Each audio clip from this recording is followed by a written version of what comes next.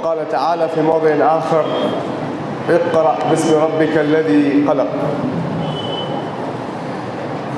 وقال النبي صلى الله عليه وسلم انما بعثت معلما. مدرسے محمدیہ کے ذمہ داران، بچوں کے سرپرست اور والدین، اور یہاں اسٹیج پر اور مجلس میں موجود علماء کرام، اور جن کے لیے یہ بزم اور یہ انجمن سجائی گئی ہے، میرے پیارے بھائیوں اور بہنوں، پیارے بچوں، السلام علیکم ورحمۃ اللہ وبرکاتہ۔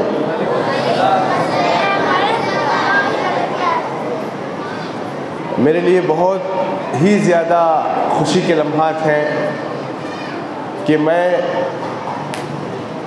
ہمارا جو مستقبل ہے، ہمارا جو برائٹ فیوچر ہے، جن سے ہمیں مستقبل میں بہت امیدیں وابستہ ہیں، ان بچوں کے اس پروگرام میں شریک ہوں، اس لیے میں خوشیوں سے پھولے نہیں سما رہا ہوں۔ حقیقت میں آج کے بچے کل کا مستقبل ہیں، تو ان بچوں کو جس چیز سے ہمیں مسلح کرنا ہے، تیار رکھنا ہے، وہ ہے علم کی نعمت سے، علم کی زینت سے۔ آپ سب کو پتہ ہے کہ تعلیم کی کتنی اہمیت ہے۔ اللہ تعالیٰ اہل ایمان اور اہل علم کے درجات کو بلند فرماتے ہیں۔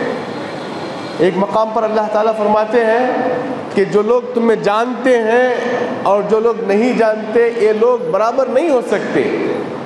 اہل علم کے طبقے کی خصوصی اہمیت ہے۔ اور جو میں نے آیت پڑھی اس میں بھی یہ بتلایا گیا کہ اللہ رب العالمین کی جانب سے پوری کائنات انسانیت کے لیے جو سب سے پہلا پیغام دیا گیا وہ کیا ہے؟ اقرا۔ کیا ہے؟ اقرا، پڑھنے کا حکم دیا گیا، تعلیم حاصل کرنے کا حکم دیا گیا۔ آدم علیہ السلام جو مسجود ملائکہ ہوئے، جو فرشتوں کے سامنے ان کو معزز و مکرم کیا گیا، اشرف المخلوقات جو کہلائے، اس کا ریزن کیا ہے؟ علم۔ وعلم آدم الاسماء كلها، علم کی وجہ سے آدم علیہ السلام کو فوقیت ملی۔ سلیمان علیہ السلام کو اللہ تعالیٰ نے بادشاہت آفر کی، دولت اختیار کرنے کے لیے کہا، اور اگر چاہو تو علم اختیار کرو۔ تو سلیمان علیہ السلام نے کس چیز کو اختیار کیا؟ علم۔ جب انہوں نے علم کو اختیار کیا تو دولت، بادشاہت، حکومت، سب کچھ علم کے تابعداری میں آ گئی۔ جنگ بدر کا مشہور واقعہ آپ کے علم میں ہوگا کہ جنگ بدر میں جو قیدی تھے، مکہ کے جو قیدی تھے، قریش کے، یہ قریش کے قیدی پڑھے لکھے تھے، مکہ کے لوگ بنسبت مدینے والوں کے پڑھے لکھے تھے۔ تو آپ صلی اللہ علیہ وسلم نے اہل مکہ کے جو قیدی تھے، نان مسلم قیدی، ان قیدیوں کا جرمانہ یہ لگایا کہ تم اہل مدینہ یا انصار کے وہ بچے جو لکھنا پڑھنا نہیں جانتے ہیں، ان بچوں کو لکھنا پڑھنا سکھا دو، یہی تمہارا جرمانہ ہے۔ تو وہ نان مسلم ہونے کے باوجود ان کے علم سے اللہ کے رسول صلی اللہ علیہ وسلم نے فائدہ اٹھایا۔ اور دیکھیے، علم اور مال کا فرق آپ جانتے ہیں۔ مال کس کی میراث ہے؟ بادشاہوں کی میراث ہے۔ علم کس کی میراث ہے؟ انبیاء علیہ السلام کی میراث ہے۔ مال اللہ تعالیٰ کافر، مشرک، مومن، نیک و فاجر سب کو عطا کرتے ہیں، لیکن صحیح علم اللہ کس کو عطا کرتے ہیں؟ صرف مومن کو عطا کرتے ہیں۔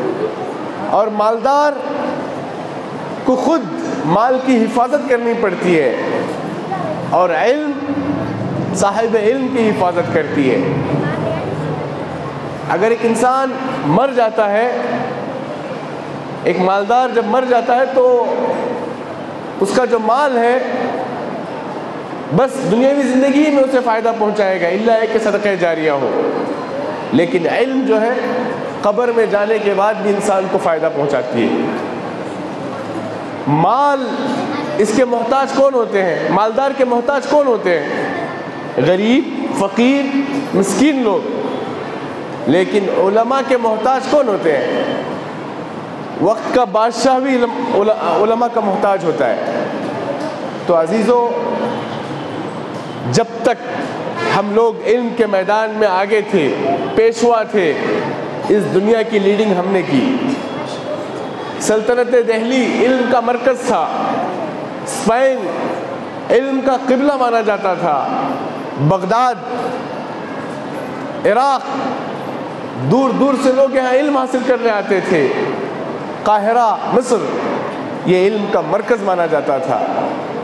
لیکن جب ہم نے علم کو ویلیو نہیں دی، علم کو اہمیت نہیں دی، تو ہماری اوقات نہیں رہی کہ ہم مد مقابل والے اقوام کی آنکھوں میں آنکھیں ڈال کے بات کریں۔ علامہ اقبال کے وہ مشہور اشعار یاد ہوں گے، جب انہوں نے اسپین میں لائبریری کا وہ حصہ جہاں پر اسلامی کتابیں اور مسلمانوں کی تاریخ سے متعلق کتابیں ایک جگہ رکھی گئی تھی، اس علمی خزانے کو دیکھ کر کہا تھا، کبھی اے نوجواں مسلم تدبر بھی کیا تو نے، وہ کیا گردوں تو جس کا ہے ایک ٹوٹا ہوا تارا، تجھے اس قوم نے پالا ہے آغوش محبت میں، کچل ڈالا تھا جس نے پاؤں میں تاجے سرے دارا، تجھے آبا سے نسبت ہو نہیں سکتی، تو گفتار وہ کردار، تو ثابت وہ سیارہ، مگر وہ علم کے موتی کتابیں اپنے آبا کی، جو دیکھے ان کو یورپ میں تو دل ہوتا ہے سہپارا، گنوا دی ہم نے جو اسلاف سے میراث پائی تھی، سریا سے زمین پر آسمان نے ہم کو دے مارا۔ تو اس سے آپ کو اندازہ ہو گیا ہوگا کہ علم کی کس قدر اہمیت ہے۔